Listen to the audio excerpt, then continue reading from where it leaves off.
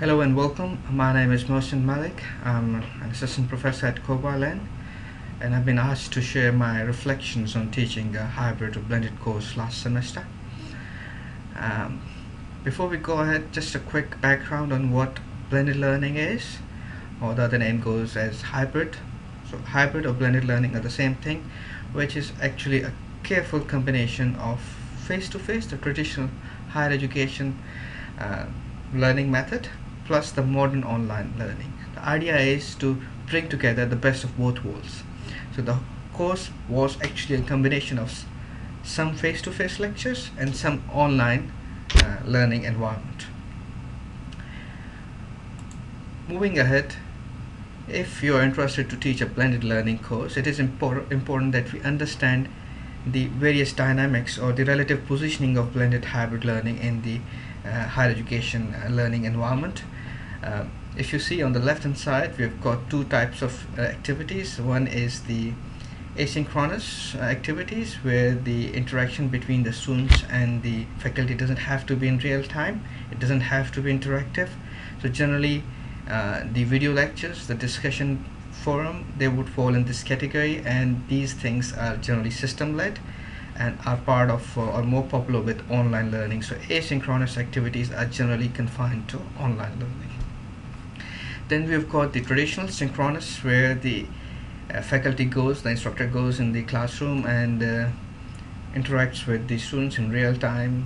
Both have to be there at the same point in time at the same place, so that the exchange of knowledge can take place. It's the traditional higher education, so it's asynchronous, faculty led. So this is the extreme that we normally come across in the unis, and this is the modern day online learning environment. You see this in MOOCs, the Coursera, or all the online formats are actually towards the right hand side. System managed, system led, asynchronous activities, whereas the traditional is faculty led and synchronous activities. So what blended learning is doing is trying to bring together the best of online learning and also the best of higher education. So it brings together the methods of the good the good methods of both online and traditional higher education system. Now coming back to my course, so face-to-face activities are generally similar to anyone who's teaching a face-to-face higher education course, but we'd focus on what tools we employed or what methods we employed during the online version of this course. So this course was a combination of face-to-face, the traditional one, and also the online activities. And here we'll be talking about the methods we employed during the online version of the course. So Blackboard was the main environment that we used for the online delivery, and within Blackboard we uploaded course videos. So this is, as I mentioned previously, asynchronous type of activity. The instructor and the students don't have to be there at the same time. No interactive exchange of information. The videos are uploaded and students can watch it in a given at any time they think it's convenient, but there is a deadline for that.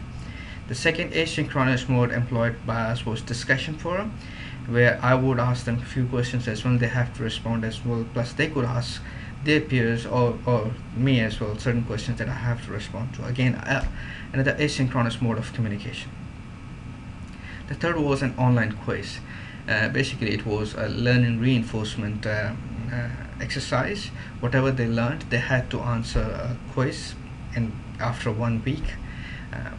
The idea was that it's sort of an open book exam, where they would be asked for 50 or 30 or 40 MCQs. They would do one attempt, and once they finish, they won't be shown their correct or wrong answer. They will be just given their total score. They could improve it by multiple attempts. The idea was that they brainstorm. So if they have one wrong question, they brainstorm, they think about it, and then reattempt. So that was the third asynchronous tool we employed. Online course was also employed during the face-to-face sessions as well. So it was common to both online and face-to-face. But discussion forum was also common to both face-to-face and online version of the course. Course videos were just for the online version of the course. So as we mentioned, all these three activities were the asynchronous activities, but we also needed to have a synchronous activity. So for this we used virtual class, where I sat on a specific time, the students had to log on, and there was a virtual class through a video link at my offices, the students at their respective places, and we exchanged information, we exchanged knowledge, and we used website where for this purposes Scan was offering free virtual classes. So 4 tools in total we employed during this course. The course format was that there were 6 weeks, and for the first week just for general face-to-face, but we had one online quiz towards the end of the week, and then second session we had was also face-to-face. Traditional, I went to the classrooms, were there, but in this session we prepared the students. Towards the end of the session we prepared the students for the final session, or for the online sessions.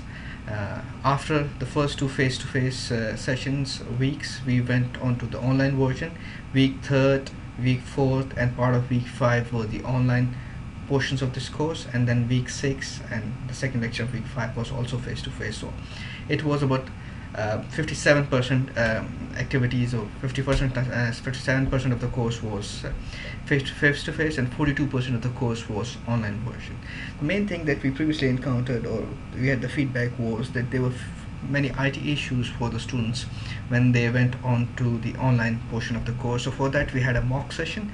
As the name says it was a preparation or simulation for the online activities. So what we asked the students was to bring their laptops in the class. Towards the end of the second lecture on week 2, I went to my office.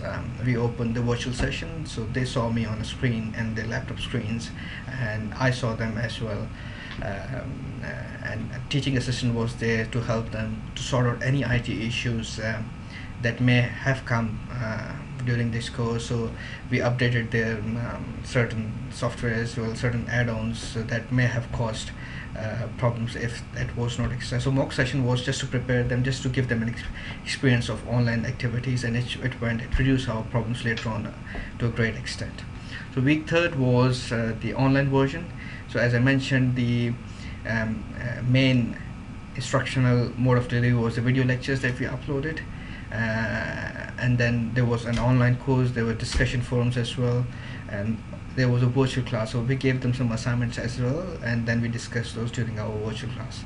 So week 4 was exactly the same format.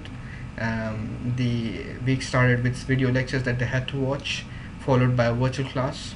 So if they had any issues, they could have raised that in that virtual class, and also I gave them certain assignments that we had to discuss during the virtual class. Online quiz was also there. Discussion forum was there during the entirety of this course, during all the 6 weeks. Then week 5, there were 2 portions of week 5. One was the online, and then face-to-face. So there was no virtual class, but instead we met as face-to-face version in a face-to-face class. And then week 6 was the traditional, student had the presentation. So 6 weeks were divided into 2 parts. Week 1 and week 2 were face-to-face. 3rd, 4th, and part of 5th week was online, and then we had 6 weeks. Now a big question is that which parts of the course we should be allocating as online, and which parts of the course we should be allocating as face-to-face activities.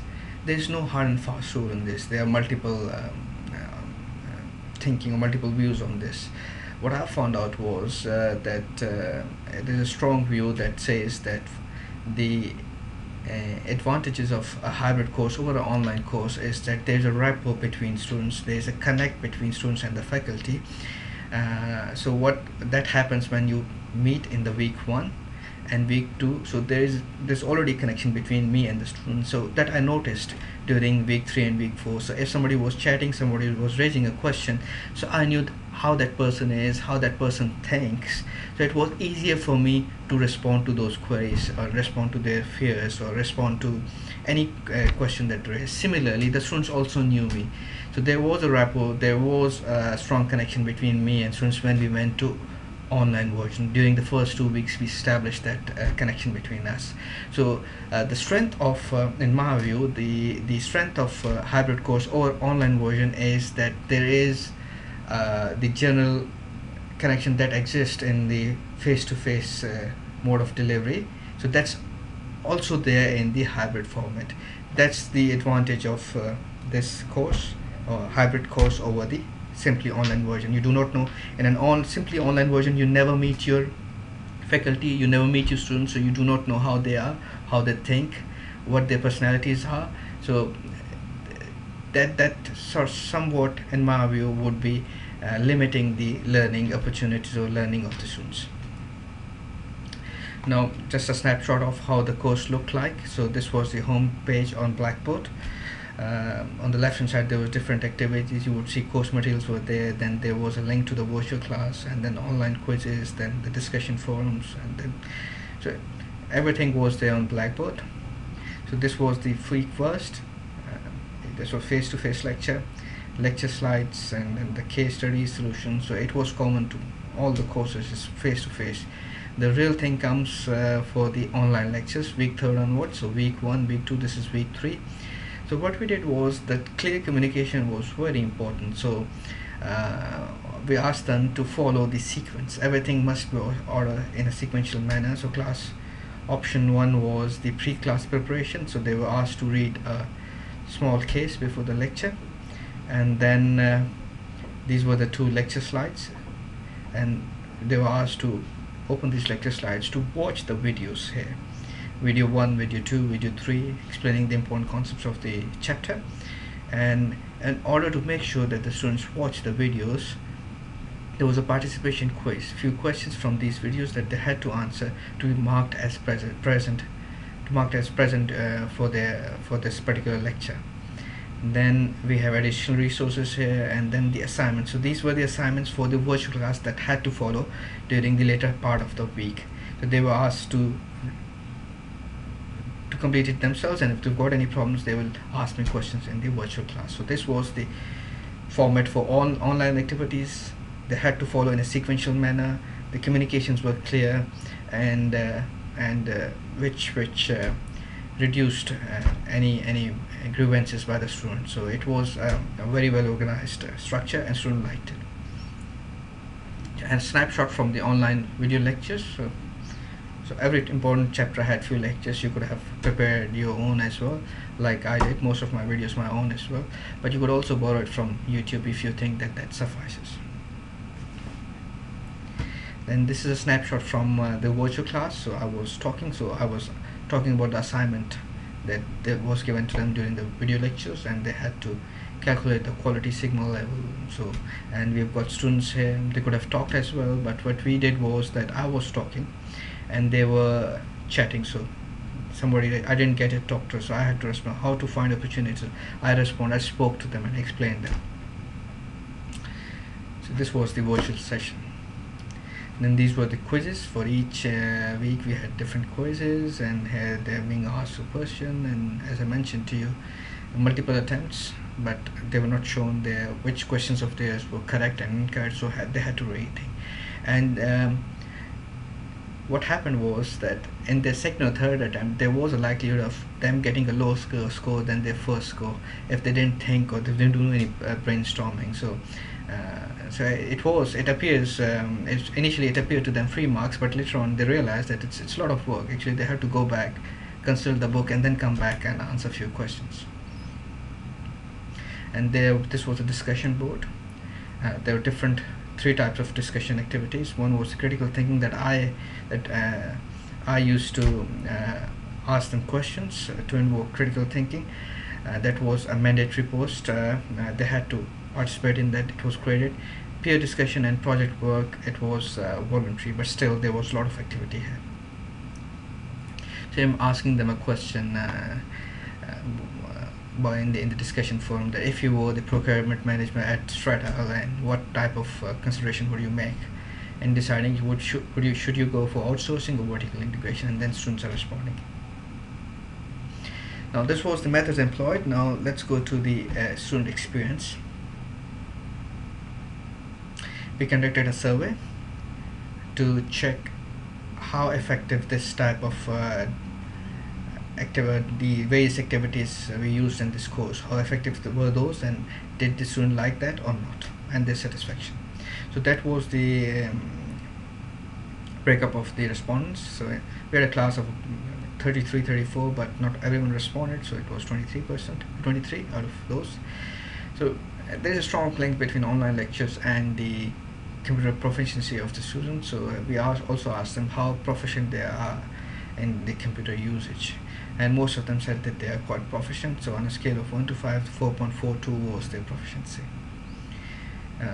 Almost all of them were working full time, just one person wasn't working. So we asked them the tools that we used, how satisfied were you with those tools.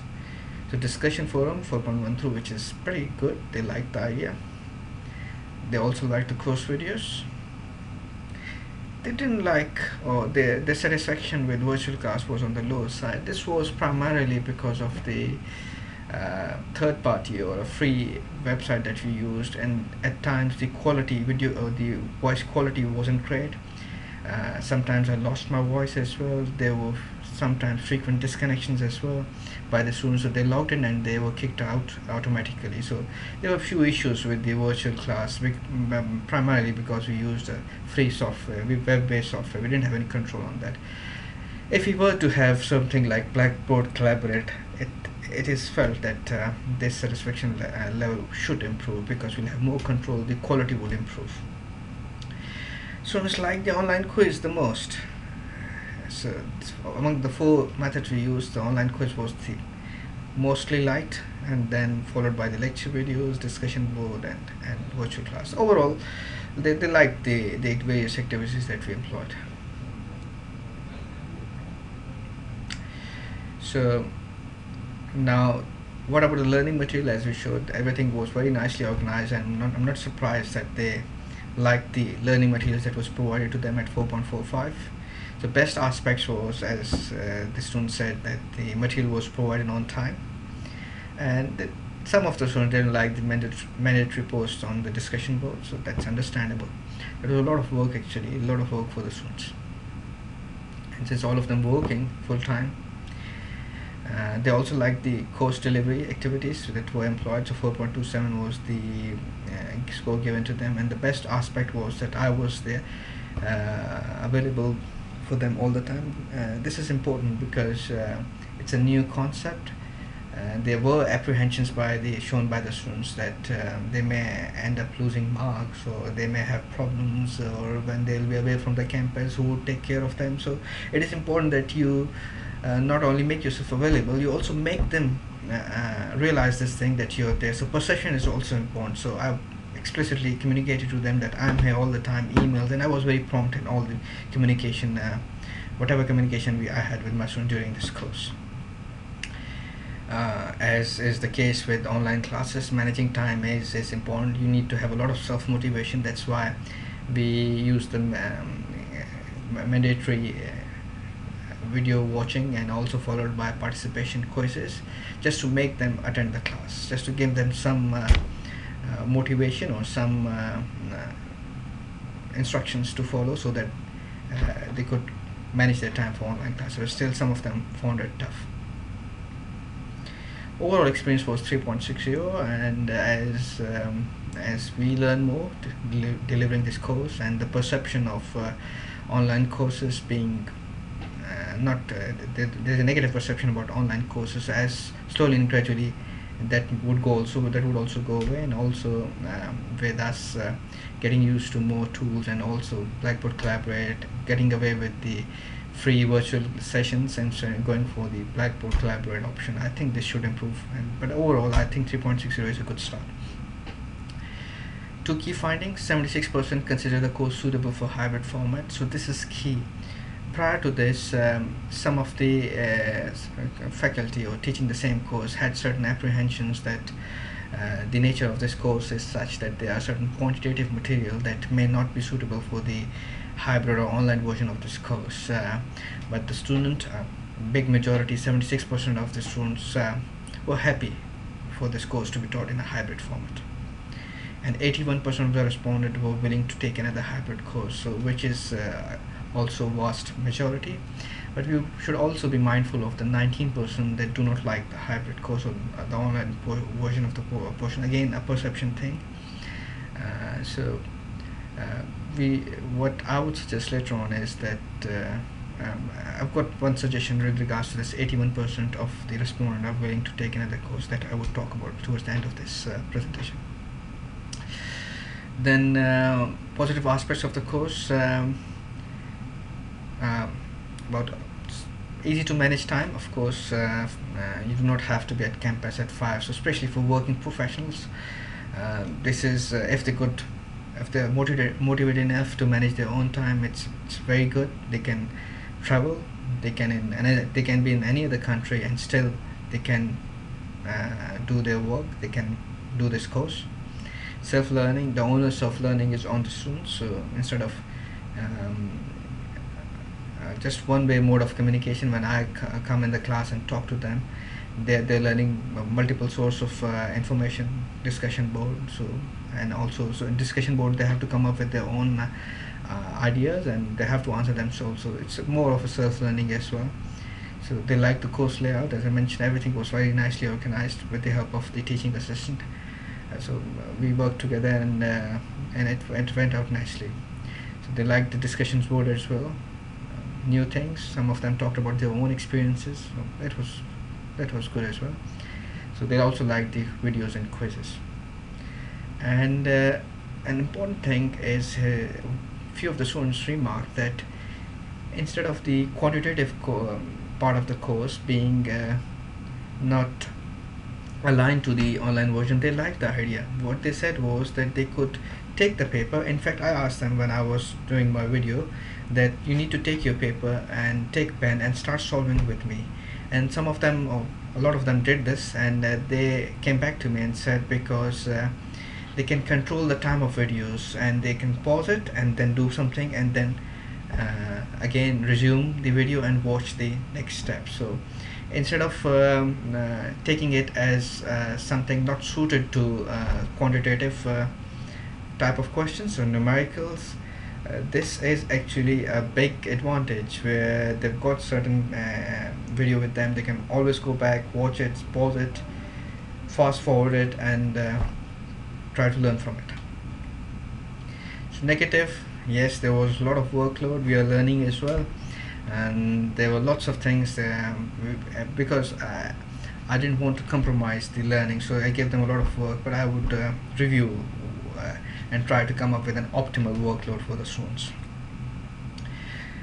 This having said that, some of the students like the mathematical topics being taught via video, online videos. Some of the students, of course, for 4 or 5, as shown by this graph, didn't like the mathematical topics coming from the videos, but I've got a feeling that those students would also have struggled on a face-to-face as well because of their background. We got different types of students, some coming from advertisement, purely arts things, so something quantitative, distributions. They try hard, but still that doesn't come to them naturally. Some students encountered ID issues, especially in the virtual sessions, so that was the negative aspect of this overall course. So we would work on that to get hold of another platform that is more friendly towards its users for virtual sessions. Students said that reduced course requirements, we'll look into that. I said to you there was a lot of work for them. I agree. Some of them said cover quantitative material face to face, which we would also review that, but at the moment we think that that was handled well. And the third aspect and fourth aspect are linked together because of the backgrounds. So some of the students were honest about their backgrounds, and they said that quantitative material didn't come to them naturally. So my feedback is that there was one mistake that we made, was that in the university's ERP system there was no explicit mentioning of this course as a hybrid course. So the student thought that it's a normal face-to-face course, but later on when they came to the class they realized it's a hybrid with 50% almost face-to-face and some online activity. So it wasn't fair in my view. They should have been explicitly communicated that this is hybrid course. If you don't like it, please do not enroll. There will be other face-to-face courses as well of the versions of the same course, so you could enroll there as well. So this is my suggestion for future. And also because previously we mentioned that 81% of the students thought that they would take another hybrid course. So for 19 or 20% is a large number. It may be a worthwhile idea to keep both instruction delivery options face to face as well in the hybrid course as well, just to just for student satisfaction, for just to include everybody. Mentioned virtual session was we were a bit handicapped by the certain options of Blackboard not available to us, like Collaborate, and we had to go to the virtual sessions by a free platform, and that had its limitations. So we thought that if we go to some Blackboard Collaborate that's being available, if that's being made available by the university, so we're likely to improve student satisfaction on that count as well. And lastly, any instructor who want to do this hybrid course, they may find it very convenient or very advantageous if they enroll in an online version of any course to get a feel of what this online learning environment is. I did that myself, which really helped for me to design the course, which really helped me to execute the course as well. So it's worth taking a MOOC online course, Coursera, or whatever you think. So that's it from my side. Thank you very much. I learned a great deal during this exercise. It was an experiment, and it went well, and I look forward to doing it again. Thank you very much.